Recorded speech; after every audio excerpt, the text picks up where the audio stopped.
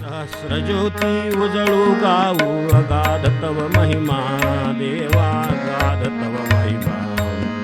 सहस्रज्योती उजळू गाऊ अगाध तव महिमा देवा अगाध तव महिमा. ओवाळूया जय नारायण विष्णू परब्रह्मा जय जय विष्णू परब्रह्मा जय जय विष्णू परब्रह्मा.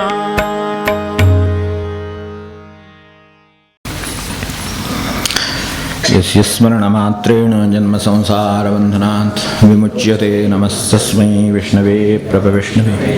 नमः समस्तभूतानाम् आदिभूताय भूवृते अनेकरूपरूपाय विष्णवे प्रभविष्णवे. व्यासानि प्रेरिते नामते पूज्यादहि चित्तशुद्धिरसिन्धुया प्रत्यातिलप्रत्यहि. ॐ नमो भगवते वासुदेवाय. सद्गुरुनाथ महाराज. आपण चतुर्मासासाठी विष्णू सहस्रनाम म्हणून साधकांसाठी विष्णू सहस्रनाम असं त्याचा आपला समोरची कल्पना होती. त्याला धरून साधक मंडळींना सहस्रनामातून काय शिकता येतं ह्याचा विचार आपण करत होतो. मग एक मुळात सहस्रनामातून काही शिकता येतं ही कल्पनाच आपल्या दृष्टीनं थोडी बऱ्याच लोकांच्या दृष्टीनं नवीन होती. नवीन आहे पण बाहेर, कारण तो पठणाचा भाग आहे, म्हणण्याचा भाग आहे, पाठांतराचा भाग आहे, शुद्धतेनं म्हणण्याचा भाग आहे. या पलीकडे सहस्रनामाकडे फार कोणी पाहत नाही. का असेल ते असेल, समोर आलं नसेल, कदाचित त्या दिशेने विचार केला गेला नसेल, कोणी ठेवलं असेल तर त्याचं महत्त्व वाटलं नसेल, काय असेल ते आपल्याला माहीत नाही. पण असं काहीतरी झालं खरं. आपल्याला दृष्टीनं आपल्याला जे करता येण्यासारखं होतं, जेवढं त्यांच्या कृपेने शक्य होतं ते करायचा प्रयत्न आपण केला. चतुर्मास संपत आला. मध्ये आता प्रकृतीने आणखीन 2-3 शनिवार विश्रांती आपल्यालाही मिळाली. कारण काय होते, आले की काहीतरी डोक्याला दाब असतो, परत विचार करावा लागतो. तर ती जर आपल्याला पण विश्रांती मिळाली, त्याचं मलाही विश्रांती मिळाली, त्यामुळे बरं झालं. तर आता कसं झालं, आता हे आपल्याला कुठेतरी त्याची सांगता करायची. त्याचा विचार आहे पुढच्या शनिवारी याची सांगता करावी. दोन्ही हे येणाऱ्या संधी ह्या चांगल्याच आहेत. उद्या ज्ञानेश्वरी आहे. आज खरं म्हणजे आपला प्रश्नोत्तरांचा वार आहे. तो थोडासा पुढे ढकलूया आणि विष्णू सहस्रनामाला आजचा थोडासा दिवस वेळ आणि पुढच्या शनिवारचा थोडा वेळ सांगतेसाठी फक्त तर असं देऊ. आणि याला आपल्या परीने एक पूर्णविराम काय देणं शक्य नाही, कधी विष्णू सहस्रनामाच्या विचाराला सुद्धा देणं शक्य नाही, तर तो आपण अल्पविराम त्याला देऊ. मग पुढे काय आणखीन महाराजांची योजना असेल तसं. तेव्हा नामं तर सगळी शक्य नाही, सुरुवातीलाच आपण पाहिलं होतं. शब्द 6 आहे, सहन करतो आहे म्हणून शब्द बोलायचे, एवढाच भगवंताच्याबद्दल आपल्याला अत्यल्प जीव म्हणून अधिकार आहे. नाही तर आपण भगवंताबद्दल काही बोलावं असं नाही खरं म्हणजे, पण जीव म्हणून एवढा अधिकार आहे की आपण काहीतरी त्याच्याबद्दल बोलू शकतो आणि त्याला काही बोललेलं चालू शकतं. असं आपण अगदी सुरुवातीच्या निरूपणात पाहिलं होतं. तर त्याला धरून हे आपण बोलतो आहोत. फक्त एक आहे की त्यांच्या जे सांगणं आहे ते व्यासांचं आहे, त्यामुळे त्यामध्ये क्रम आहे आणि त्याचा विचार केला तर अर्थ लक्षात येण्यासारखा आहे आणि उपयोग पण कळण्यासारखा आहे. म्हणजे उपयोग काय होतो आपल्याला तो आपण पाहतो. त्यातला 2-3 शब्द क्रमाने येतात. अमादी माददो मान्य आपल्याला माहिती आहेत. सगळे शब्द काही असे क्रमाने नामं येतील असं नाही, पण ती इथं आली आहेत. अमानी मानदो मान्य. तर ह्याचा आपल्याशी संबंध काय? अमानी शब्दार्थाने पाहू की ज्याला मानाची कोणतीही अपेक्षा नाही तो अमानी. कुठली अपेक्षा नाही मानाची काही. आता ज्यांनी काही कर्तृत्व केलेलं असतं त्यांनी खरं म्हणजे मानाची अपेक्षा बाळगणं रास्त आहे असं आपल्याला व्यवहाराने सुद्धा वाटतं. निदान इतरांनी बाळगू नये पण मी बाळगणं योग्य असं तरी वाटतं की नाही. तर एवढं तरी आपण गृहीत धरू. आता ज्याचं काही कर्तृत्व नाही तिथे मानाचा प्रश्नच येत नाही. पण मी जर समजा कुणी काहीतरी असेन, कुणीतरी काहीतरी अवतरण चिन्हात असेल तर आपल्याला मान द्यावा असं आपल्याला वाटतं कुठेही असलो तरी. तर असं जे काय आहे हे अमानीमध्ये भगवंताने बोलून टाकलेलं आहे. तो सर्व काही आहे, सर्व काही करू शकतो, सर्व काही मोडूही शकतो, सर्व काही घडवूही शकतो, सगळ्याला आकारही देतो, सगळं नाहीसंही करतो. एवढं ज्याचं कर्तृत्व आहे तो स्वतः अमानी आहे, एवढं लक्षात ठेवण्यासारखं आहे. हा अमानी आहे, त्याला काहीही मानाची अपेक्षा नाही, अशी सुरुवात आहे त्याची. म्हणजे कर्तृत्वाच्या सुरुवातीलाच खरं म्हणजे किंवा काहींची कर्तृत्व करण्यापूर्वी सुद्धा मानाची अपेक्षा असते. इथं कर्तृत्व झालं, ते पूर्ण झालं, पुन्हा अजून होणारच आहे, त्याचा अंत लागत नाही अशी परिस्थिती आहे, तरी तो अमानीच आहे हे आपण शिकण्यासारखं आहे. त्यांच्या दृष्टीने ते करतातच आहेत. एक नंतर मानदहा. तर मानदहा हे काय आहे? तो सर्वसामान्यपणे माणसाला मानदहा ही वृत्ती नाही, म्हणजे भगवंताची आहे. भगवंत कर्तृत्ववान आहे ह्यात शंकाच नाही. ते आपल्यासमोर दिसतं, तर आपण स्वतःच त्याचं कर्तृत्व आहोत. तिथं काय वाक्य आणखीन पुरावा पाहिजे आपल्याला? तर त्यामुळे ते सगळं आहे. बाहेर पाहिलं तर सगळी सृष्टी आहे. तर हे सगळं असलं तरी सुद्धा तो मानदहा आहे, दुसऱ्यांना मान देणार आहे. जो कर्तृत्ववान असतो तो सहसा दुसऱ्याला मान देण्याच्या पातळीत नसतो. तो स्वतःला मान कसा मिळेल याच्याच चिंतेमध्ये जवळजवळ आयुष्य गेल्यामुळं किंवा तितका बेसावत असल्यामुळं इतरांनी काहीतरी मान देण्यासारखं कर्तृत्व करून ठेवलंय याचा विसरच पडतो आपल्या व्यवहारामध्ये सुद्धा साध्या. त्यामुळे आपल्याला दुसऱ्याला मानदहा देणारा, तर मान देणारा होण्याचं विसरूनच जातं सगळं आयुष्यात. आणि त्याचा परिणाम काय होतो ते आपल्याला माहिती आहे. आपल्याला जसा मान नाही दिला म्हणजे जो परिणाम होतो तोच लोकांना आपण मान दिला नाही म्हणजे त्यांचा होतो. आपला काय होतं ते आपल्याला माहिती आहे ना, लोकांचं काय होतं ते आपल्याला कळेलच. मग त्याच्यावरूनच आपल्या घरामध्ये किंवा बाहेर सगळीकडे जे काही चालू आहे त्या सगळ्यातली अडचण तीच आहे की हे मानदहा न राहिल्याचं मुळे आलेल्या अडचणी आहेत. आपण मान न दिल्यामुळे त्या निर्माण झालेल्या अडचणी आहेत. म्हणून त्यांना जर ती अपेक्षा असेल तर मान द्या, अपेक्षा नसली तरी द्या. भगवंत तर सगळ्यांनाच देतोय, तो मानदहाच आहे. बोलून चालून प्रत्येकाला मान देतोय. काय मान देतो म्हणजे आपल्याला अगदी असं वाटेल की भगवंत कुठे मला मान द्या, तो आधी आहे का नाही इथपासून शंका येते आपल्याला. तर देवाच्या पायावर आपण पाहिलेलं फूल ते स्वीकारतो ना, का झटकतो पाय काही. एक वेळ आपल्याला पसंतीची साडी नाही दिली तर मान रडतील. मान देतो का नाही लोकांना ह्याचं जर आपल्याला हवंच असेल तर उदाहरण आपल्याला घ्यायला हरकत नाही. आपल्या व्यवहारामध्ये आपला योग्य मान नाही झाला, त्या ठिकाणी जर आपल्याला नाही हे वाटलं तर मनुष्य लगेच परत फिरतो तिथनं. म्हणजे मान देतो भगवंत म्हणजे तुळशीपत्राला सुद्धा देतो. आणि आपण तुळशीपत्राला काय मान देऊ मला माहिती नाही बाबा, ती कोणी देईल का नाही आणि दिलेलं कोणी स्वीकारेल का नाही, इतपत तरी मान तो त्याला देईल का हा प्रश्न आहे. तर त्या दृष्टीनं भगवंत मानदहा आहे. आणि तिसरं भगवंत मान्य आहे. त्यांना मान देऊन बघूया आपण काय होतं. एक दोन मिनिट.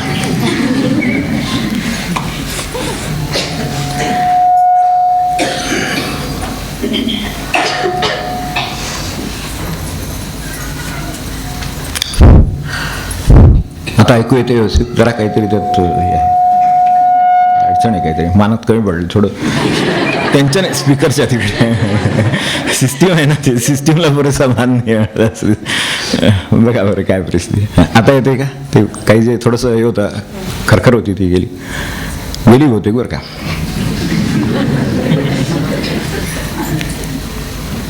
चालू दे, मला वाटतं आहे व्यवस्थित आहे आता. त्या नाही मानदहा. तेव्हा ज्या त्या वस्तूला जो तो मान हा द्यावाच लागतो. भगवंत तुळशीपत्राला सुद्धा देतो, त्यावरनं कळतं भगवंत मानदहा म्हणजे काय असेल याची कल्पना आपल्याला येईल. तर हे क्रमाने येणारे गुण आहेत. आता जो सर्व कर्तृत्व संपन्न आहे, कर्तृत्वाच्या बाबतीत काय, भोक्तृत्वाच्या बाबतीत काय, कशाच्या बाबतीत, जो सर्वसमर्थ आणि सर्वशक्तिमान तो अमानी आहे. इथपासून सुरुवात केलेली आहे. तो दुसऱ्याला मान देतो असं आहे. हे दोन्ही अवघड आहेत बरं का. पण यामुळे सर्वात जास्त मान्य तो आहे, हे आपल्याला शिकायचं आहे. तर त्यामुळे सर्वात जास्त मान्यता कोणाला आहे तर भगवंतालाच आहे. आजपर्यंत कितीही काही जरी कोलांटी उड्या मारल्या तरी अंतःकरणात माणसाला भगवंताचा कुठेतरी मान आहे. तो बाहेर त्याला देवो न देवो, वाद घालो न घालो, त्याच्यावर तर्कशास्त्र लढवो, काय वाटेल ते करो, पण मनात त्याला माहीत असतं कुठला आधार नाही तरी आपलाच आपल्याला आणि भगवंताचा कुठेतरी आधार आहे. शेवटी हे आतून वाटत असतं. कोणी कबूल करतो, कोणी न करतो, कोणी किती प्रमाणात करतो, काय करतो, त्याच्यासाठी काही कृती करतो न करतो हा वेगळा विषय. पण भगवंताला हाक जाते ती शेवटी आईलाच जाते की नाही ठेच लागल्यावर. मान आहे की नाही आतमध्ये कुठेतरी, तो आईच्या एरवी विरोधात सुद्धा बोलेल, आईचं ऐकणार सुद्धा नाही, त्याप्रमाणे करणार सुद्धा नाही, पण ठेच लागल्यावर आईचीच आठवण येईल. म्हणजे येईल ती पहिल्यांदा आतून काय येईल ते, जितकं आई येईल तितकंच भगवंत आत येत असतं. तर त्यामुळे सर्वात मान्य वस्तू काय असेल तर भगवंत आहे. कुठल्याही परिस्थितीत मला यातून कोण बाहेर काढेल, आर्थिक अडचण आहे आर्थिकवाला काढेल, शारीरिक अडचण आहे डॉक्टर काढेल, प्रत्येक किती अडचणी ह्या सगळ्यातून बाहेर काढणारा कोण आहे शेवटी. कारण जर आर्थिक अडचण असली तर डॉक्टर म्हणतो तुझं काही शारीरिक असेल तर मी करतो, हे बरोबर आहे, कारण प्रत्येकाची तिथी मर्यादा आहे, तर त्या मर्यादेमध्ये तो ते काय असेल ते दूर करेल. पण सर्वच माझं जर अडचणीत आहे तर काय तो कोण दूर करेल, किंवा एकत्र झाले तर कोण दूर करेल. तर तसं ते सर्व शेवटी भगवंतच दूर करेल. आतून सर्वात जास्त मान सहजपणे भगवंताला आहे, एवढं लक्षात ठेवलं तरी चालेल. आता हा क्रम आपल्या आयुष्यात जवळजवळ उलटा आहे. सर्वात पहिल्यांदा मानाची अपेक्षा, मान्य होण्याची. आधी काहीतरी करा तरी जिथे पहिल्यांदा, त्यानंतर अमानी तरी राहा, मग दुसऱ्यांना तरी मान द्या, आणि मग होताय का मान्य बघा.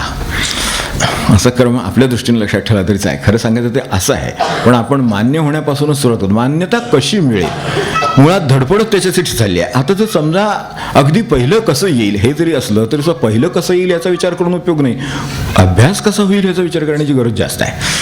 पहिला कसा येईल म्हणून जर तो पहाटे उठून रोज जर 4 वाजता विचार करत बसला तर त्याचा काय उपयोग आहे का. त्यापेक्षा 4ला उठून जर अभ्यासाला बसला तर कधीतरी पहिला येण्याची शक्यता आहे, ही गोष्ट खरी. तर त्याची गरज आहे. तर आपण तसं लक्षात ठेवू. ते उलटा क्रम आपला होतो तो इथे भगवंताचा बरोबर सुलट आहे. अमानी मानदो मान्यो, त्याचा क्रम बरोबर आहे. तसं प्रग्रह निग्रह व्यग्रह, भगवंत सतत व्यग्र आहे. त्याच्या व्यग्र असण्याचं लक्षण म्हणजे सृष्टीमध्ये एक क्षण सुद्धा विराम नाही. कुठे सूर्य थांबलेला नाही, पृथ्वी थांबलेली नाही, जीवाची वाढ थांबलेली नाही, झाडाचं फूल थांबलेलं नाही. प्रत्येक क्षणी प्रत्येकाचे जे जे क्रमाने व्हायचं ते होतं आहे. आपलं पण तसंच व्यवस्थित चालू आहे, काही काळजी करण्याचं कारण नाही.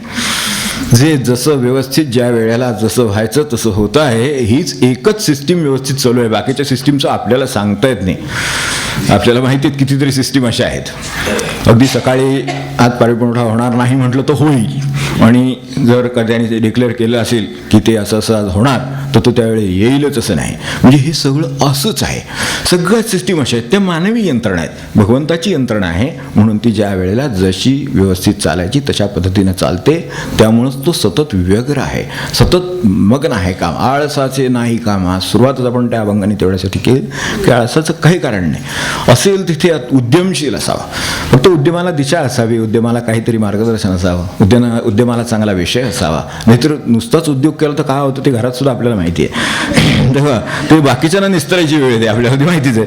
तर निश्चित स्वरूपाचं सोद्देश्य असं उत्तम ध्येय असलेलं असं जर जीवन असेल तर त्या जीवनाला अर्थ आहे. भगवंत व्यग्र आहे पण सतत कर्मामध्ये व्यग्र आहे. भगवंत सर्व विश्वाच्या जगाच्या कर्मामध्ये व्यग्र आहे. अहो प्रत्येकाला न्याय द्यायचा आहे. आपल्याकडे सामान्य माणसं, त्यांची खटली किती, त्यांना न्याय द्यायला आज किती वेळ लागतो आपल्याला माहिती आहे. भगवंताला या सगळ्यांना न्याय देणाऱ्यांना सुद्धा न्याय द्यायचा आहे. तर मग आता त्यांचं त्याला किती काम आहे.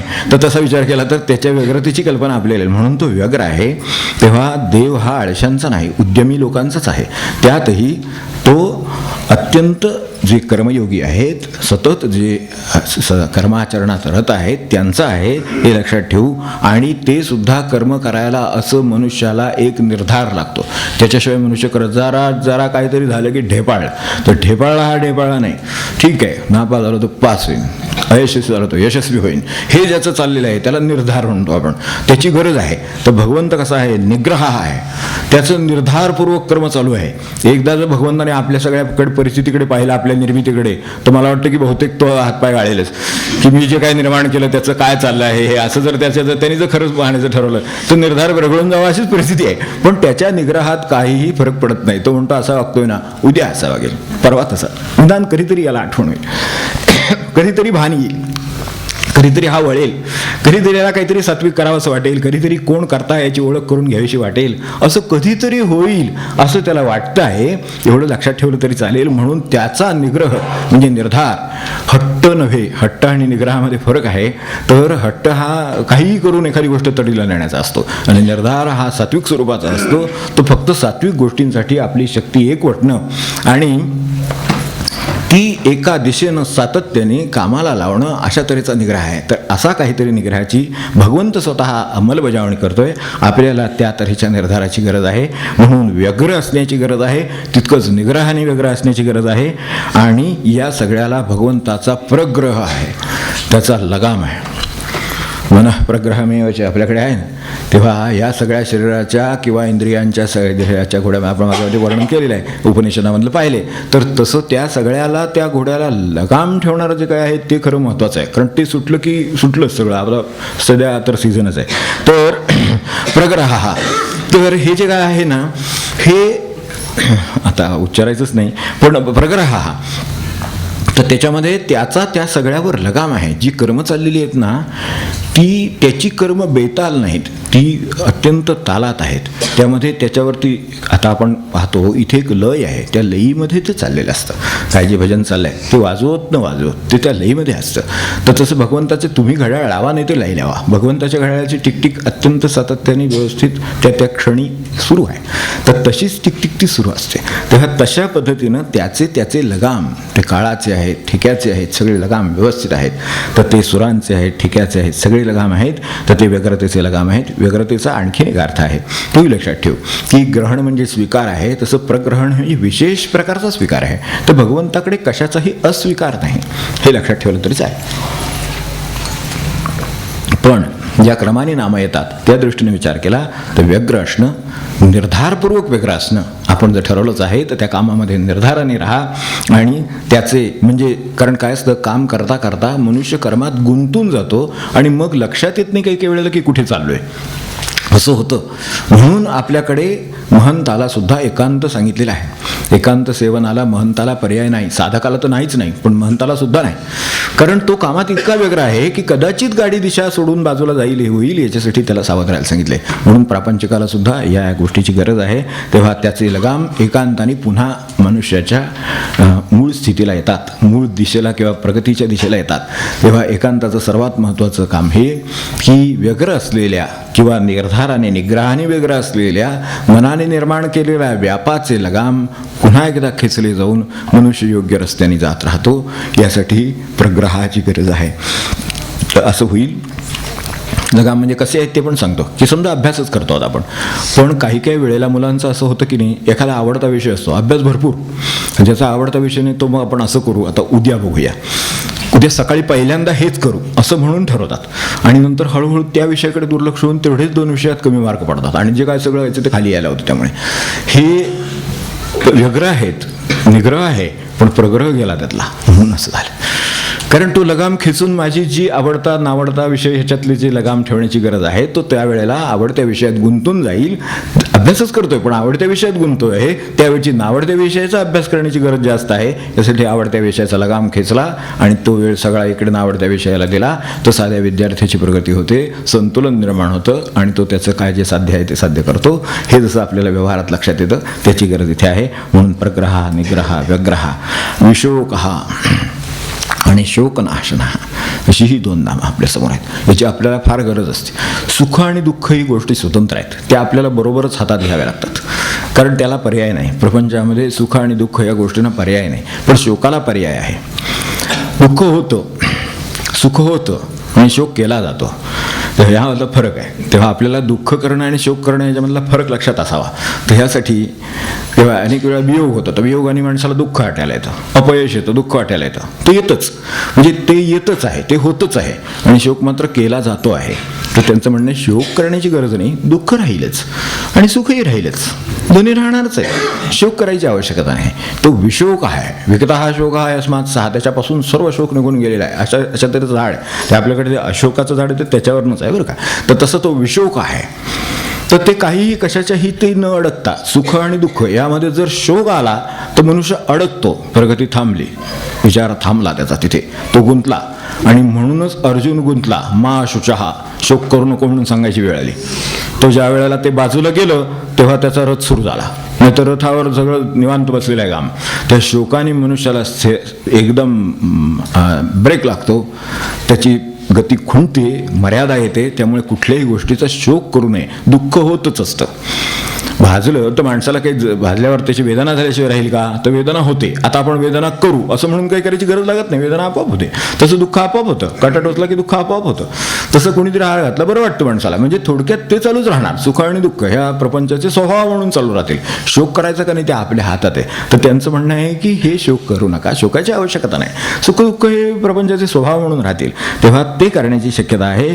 तेव्हा भगवंत ते करतो म्हणून तो विशोक हा आहे, त्याच्याकडे शोक नाही आहे. काही वेळेला, अनेक वेळेला संतांना विचारलेले, महाराजांना सुद्धा विचारले, आपण प्रवचनात बघितलं असते की प्रपंचात एवढी दुःख आहेत, आपल्याला त्याचं काही वाटत नाही का? आपल्याला परिचित आहे विषय म्हणून मुद्दाम उल्लेख केला. तर आपल्याला दुःख वाटत नाही का? लोकांना एवढे दुःख सहन करावे लागतात, एवढे हे अत्याचार झाले, अमुक झालं, तमुक झालं, तमुक झालं. ते म्हणले तो स्वभाव आहे. कोळसा आणखीन थोडा उघडून पांढरा कसा होईल तसं आहे म्हणले. म्हणजे ते तसंच असणार.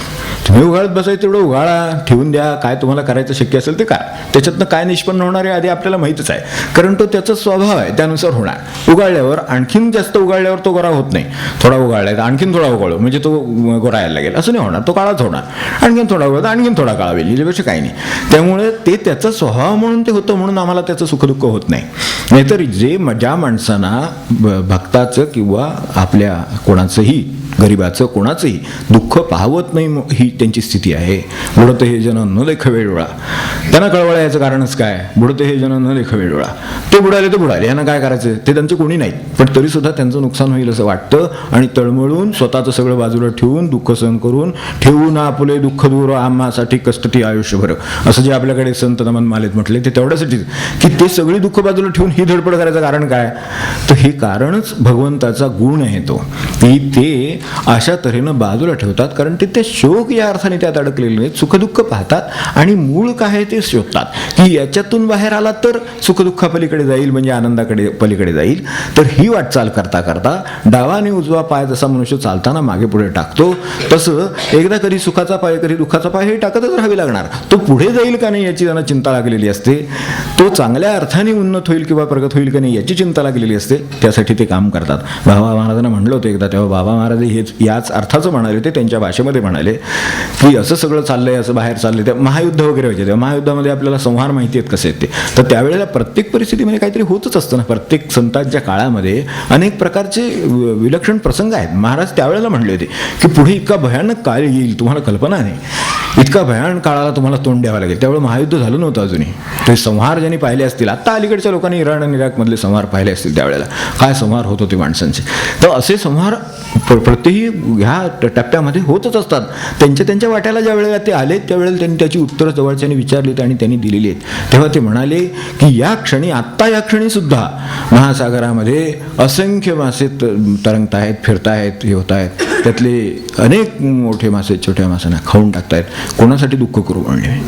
हळण चालू आहे. एकासाठी दुःख करून थांबेल का जगातलं? तर मी अवश्य करीन म्हणले, थांबणार नाही. शुचाहा नाही, स्वभाव आहे, स्वभावानुसार जे करेल ते कर्म चालू राहील, कारण ती सृष्टीची कर्म आहेत, ती सुरूच राहतील. त्या शुचाहा नाही, ते शोक करायचं कारण नाही. दुःख सुख असू द्यात त्यांच्या जागी. तेव्हा नानुशोचंती पंडिताः म्हणून आपल्याकडे ते म्हटलेलं आहे. कुठल्या ह्याच्या बाबतीत? नष्टम मृतम अतिक्रांतम नानुशोचंती पंडिताः. आपल्याकडे त्याचं सांगितलेलं आहे, जे नष्ट झालेलं आहे, जे मृत झालेलं आहे आणि जे अतिक्रांत झालेलं आहे, मागे पडलेलं आहे, त्याच्याबद्दल कधी पंडित मनुष्य शोक करीत नाही. ते बरोबर आहे. नष्टम मृतम अतिक्रांतम. तुम्ही काय करणार त्याचं? काय नाही करणार. वाटलं हे स्वाभाविक आहे, म्हणजे वाटणं स्वाभाविक आहे, पण शोक स्वाभाविक नाही. शोक हा आपण निर्मिलेली वस्तू आहे की जी अडकवणार आहे, जी ब्रेक देणार आहे, जी तुम्हाला थांबवून ठेवणार आहे, तुमची प्रगती अडकवणार आहे, ती शोक आहे. तर तो भगवंत विशोक हा आहे. आणि तो स्वतः जर त्याचं स्मरण ठेवलं, आत्ता जे आपण बोललो हे सगळं त्याचं स्मरण आहे, म्हणून तो शोकनाशना आहे. म्हणून आपल्या वाट्याला काहीही प्रसंग येऊ द्या, दुःख येऊ द्या, पण शोक यायचा का नाही ते आपल्या हातात आहे. भगवंताचं स्मरण केलं, यस्य स्मरण मात्रेण शोक हे बंधकारक आहे. त्यामुळे तो नाश होतो. म्हणून ते जे मुच्यते सर्व बंधनात, ते जे आहे संसार बंधनात, तो त्यातल्या शोकाचं बंधन नाहीचं करण्याचं सामर्थ्य भगवंत महाराज आहे, स्वामी आहे, काय भगवंत आहे, काय जे आपलं असेल ते आहे. ह्यातून काहीतरी मार्ग निघणार, हे बाहेर आपण पडणार, अमुक होणार, ही जी नुसती श्रद्धा आहे ती माणसाला बाजूला काढते. तर भगवंताने हात घातला त्यात तर काय होईल, क्षणभर आपण विचार करून पहा. तर हे शोकनाशन हा विशोक हा आणि शोकनाशन आहे. तो स्वतः तर मुक्तच आहे, पण शोकापासून तो आपल्याला मुक्त करण्याचं किंवा आपला शोक नष्ट करण्याचं सामर्थ्य त्याच्यामध्ये आहे. म्हणून कधी वाटायला आला तर भगवंताचं स्मरण केलं तरी नाहीसा होईल. एवढं आपण लक्षात ठेवलं तर पुरे होईल. सगळी नामं होणार नाहीत, पण त्याच्यातलं आणखीन एक घेतो आणि थांबतो. प्रत्यय म्हणजे साक्षात अनुभव देण्याचं भगवंताकडे सामर्थ्य. प्रत्यय हा महाराज म्हणायचे अनुभव तयार आहे, घेणारा पाहिजे असं म्हणायचं. त्यावरून आपल्याला लक्षात ठेवा की अनुभव तयार आहे, घेणारा पाहिजे. तर ज्याला अनुभव घ्यायचा आहे त्यांनी संतांची चरित्र बघावी, त्यातलं एखादं प्रमाण बघावं, त्यानुसार करून पाहावं. आणि हे करून पाहिलेले लोक आहेत. आपल्याला मागे मी प्रल्हाद महाराजांच्या काळातली गोष्ट सांगितलेली आहे मराठी काकांची. तर त्यावेळेला त्यांनी पाहिलं, सकाळी उठल्यावर पहिला विचार कोण जो आपण पाठवाल मनुष्य त्याला मी विचारीन, तो जे उत्तर देईल ते उत्तर मी प्रमाण समजणार. त्यांना फार मोठ्या पदाच्या संबंधातला विषय होता, आपल्याला तो विषय माहिती असेल. पण फार मोठ्या पदाच्या संदर्भात काही आपण कृती करावी का, फार मोठं पद होतं बँकेमधलं, अत्यंत उच्च पदावर ते होते. तर त्याच्याही पेक्षा उच्च पदाचा प्रश्न होता. तर त्या संबंधात काय करावं द्विधा झालं होतं. तर द्विधा झालेल्या प्रसंगी त्यांनी हा रात्रीचा विचार त्यांनी केला होता की प्रार्थना केली होती. म्हणजे त्यांनी आपापले मार्ग कसे काढलेत खरोखर बघण्यासारखं आहे. म्हणून मी म्हणतो की त्याची प्रत्यय देण्याचं त्यांचं सामर्थ्य आहे. तर त्या काळात प्रल्हाद महाराज होते तेव्हाची गोष्ट, ते तिथे नव्हते, त्यांचा काय संबंध नव्हता, ते या विषयात कुठं नव्हते. यांची त्यांच्यावर श्रद्धा आहे, महाराजांकडून वगैरे घेतलेले ग्रस्त आहेत, हे सगळं खरं आहे, सत्पुरुष आहेत, हे आपल्याला माहिती आहे सगळं. पण हे ज्या गावी त्या गावी त्यांचा काही संबंध नाही. त्यांनी सांगितलं सकाळी येणाऱ्या पहिल्या माणसाला मी विचारणार, तो जे मला सांगेल ते मी करणार, किंवा त्याच्या तोंडून येईल त्याप्रमाणे मी करणार, असं सांगून भगवंताला झोपले होते. सकाळी पहिल्यांदा सकाळी कडी वाजून दार उघडायला प्रल्हाद महाराजच होते. काय गमत असेल काही घडलेल्या घटना आहेत. हे नव्हे, प्रत्यय हा म्हणजे प्रत्यय घ्यायची तयारी आहे का, तर त्या पुढे जा, नसेल तर आपण त्याविषयी न बोललेलं चांगलं. मग असं आहे. ते इथे प्रत्यय आहे, ते पहिल्यांदा तेच आले. आणि त्यांना प्रत्यक्ष काय सांगितलं का, तर काही नाही. आज ते बघितल्यावर त्यांना एकदम इतका आनंद झाला, अरे बापरे, तो प्रश्न कालचं सगळं विसरूनच गेले, ते विचारायचं सुद्धा विसरलं. तर पहिल्यांदा आलेल्या माणसाला विचारणार वगैरे सगळं रात्री ठरवलं होतं की नाही, आपल्या बाजूने आपलं एवढं असं सगळं ते तिथं समोर. आता प्रल्हाद महाराजानंतर काय ते तो विषयच डोक्यात राहिला नाही. सत्पुरुषांच्याकडे गेले असं होतं, आपल्या डोक्यातले विचार विसरून जातात. ते इतके प्रदीप्त असतात की तिथे विचारायचे क्षुद्र हे काय राहणार. तर असं होतं, तसं त्यांचं झालं. सकाळी उठल्यानंतर ते बघितल्यावर वा या बसा झालं, सगळं झालं, इकडे तिकडे गप्पा झाले, सगळं झालं. आणि निघताना म्हणाले ज्या गोष्टी नियमाविरुद्ध आहेत त्या आपण कधी करू नये म्हणाले. बरोबर आहे, जे बरोबर नाही ते आपण कधी करू नये, ते वाटेल जाऊ नये म्हणले. तो नियमाविरुद्ध मार्ग होता. कोणाची मध्यस्थी करावी का, कोणाला एखादा फोन करावा का, सांगावं का, आपली रेकमेंडेशन करावी का, असं मनात येत होतं, ते ठरत नव्हतं. ते म्हणाले ते बरोबर नाही, म्हणजे ते त्याला उद्देशून नाही म्हणाले, जे काय म्हणायचं ते म्हणाले, ते त्याला कळायचं. तेव्हा त्यांना आठवण झाली, आपण ठरवलं होतं नाही का सकाळी, काल रात्री आपण हेच ठरवलं होतं की सकाळी आपण हे करणार म्हणून. प्रत्यय हा म्हणजे प्रत्यय हा. तर तसं देण्याचं सामर्थ्य त्यांच्याकडे एक छोटासा त्यांनी एक त्याचा प्रकार पाहिला, तर ते एवढा प्रत्यय ते देऊ शकतात. आपल्यासमोर तो असावा. बाकीचे आता पुढच्या वेळेला.